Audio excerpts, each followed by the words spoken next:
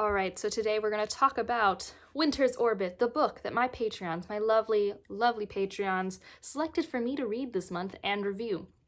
I was not planning on reading this for a long time, but a bunch of my friends had been talking about it, so I was really excited when someone nominated this and put it on my TBR, because this was also one that I didn't even put in the selection for people to vote for. I have a high tier that gets to nominate selections, and so this was nominated by one of my Elantrian tiers. So I was really excited when it was put out there for me to read. I even have it in like my championship round for my Battle of the Books bracket. If you are seeing this way after this video goes live, that was a readathon I did the month I read this book.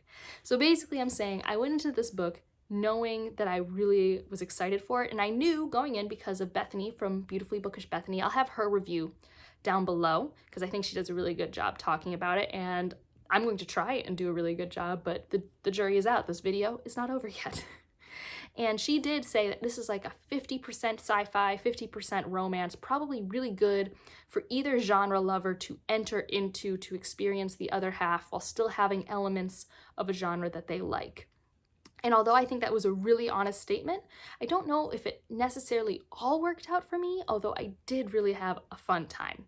I read this with my friend R, so it was a great buddy reading experience. I typically really enjoy buddy reads because I like engaging with the material, and when you're talking to another person about it, you get to automatically think about the characters and the plot and all of those fun things.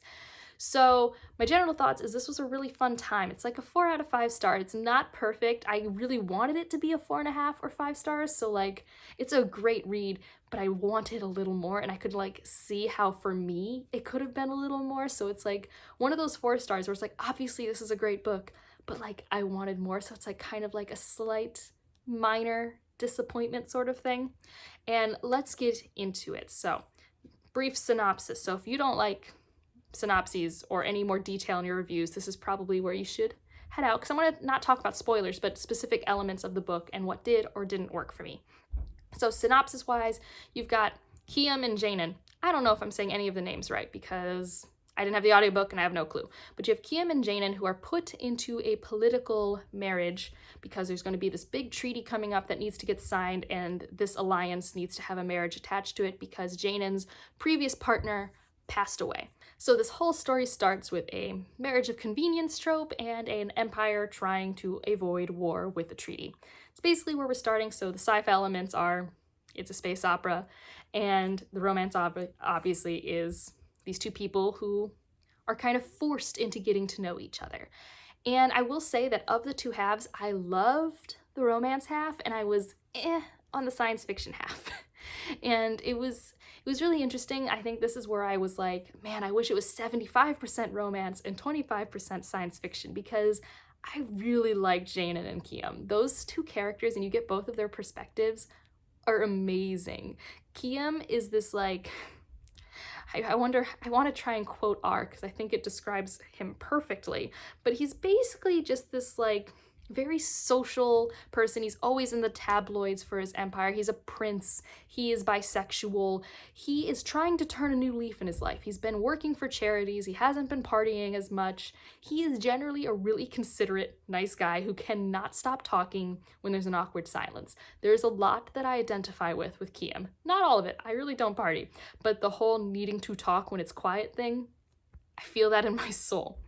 And then you have Jaynen, who is this very thoughtful, reserved individual who thinks very little of himself, but it's very apparent from Kiam's perspective that he is like the greatest thing since sliced bread. Like, he is very attractive. So you have these two personalities and they're meeting, and it's really like probably one of the better uses of the miscommunication trope, which is here, but it makes sense. Like, they aren't communicating because they don't know each other, and it makes sense. Like, it is a little annoying, but it does resolve in like what I feel is a timely manner, and it makes sense. Like I've recently said in other videos, I hate this trope, but only when it doesn't make sense. In this case, there was buy-in for me.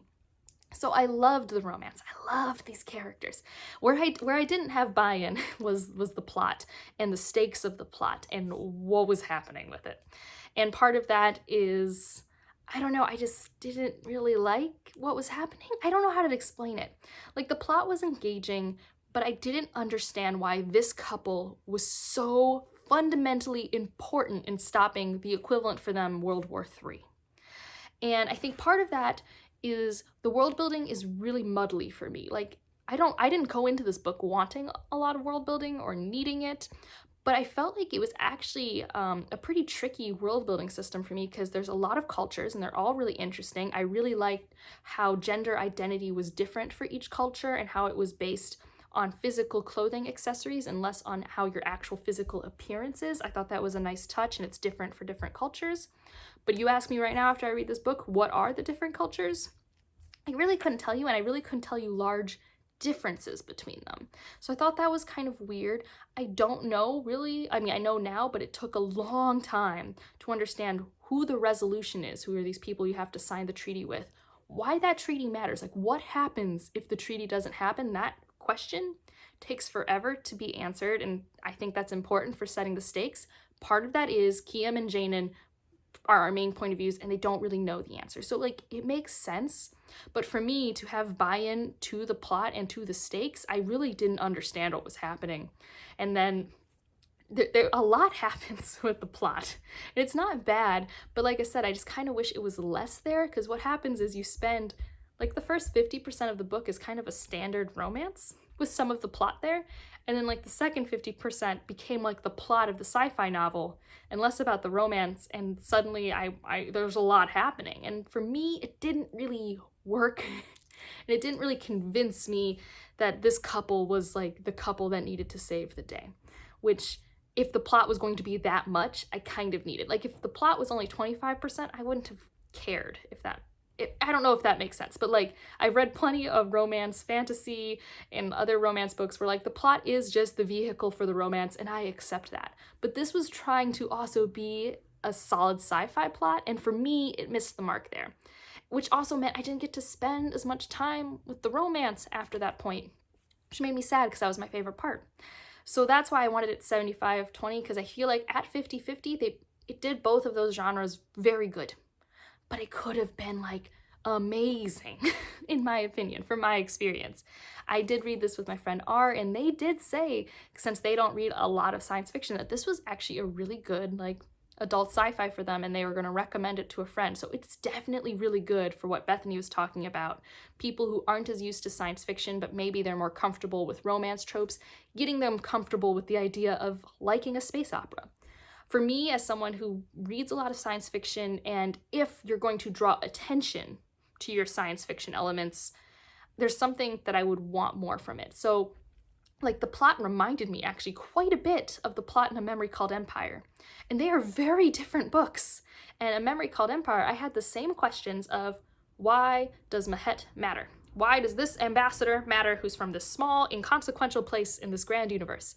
And that book did a really good job telling me why, and it was very important to me, and I didn't think this book did as good of a job. That said though, I did really like the, what's it called? Falling action at the end of this book. I thought it ended in a really great place. I really did enjoy reading it, so I have no regrets there. I don't know, I had a mixed experience, so felt like I should talk about that.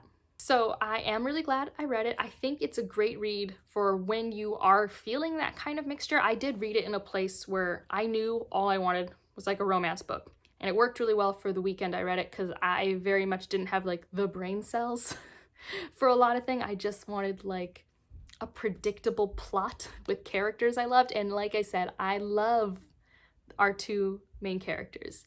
They're amazing, and the intrigue in that relationship and watching it come together and learning stuff about the characters and their situation was really good. I just wish that since we spent so much time in the world focusing on the sci-fi, that the world building and the sci-fi politics of it all was stronger for me. But I will say that the plot near the end does pick up to a point where I was very invested. I just think that it was a little long. I think that if it was like a 350-page book, I probably would have had less complaints, but there were some parts of the narrative that when it wasn't on the romance, felt like it dragged a little for me. It's just a personal experience thing. So, if you made it this far, have you read this book? What were your thoughts about it? Like, probably you thought differently than me, as are opinions with books. And if you just want to leave an emoji, leave like a planet down below, or a spaceship, I'm not that picky. I guess, or a heart. You can do any of them because it's a romance sci-fi. And otherwise, like if you liked it, subscribe if you want to, and I'll see you in the next one. Bye.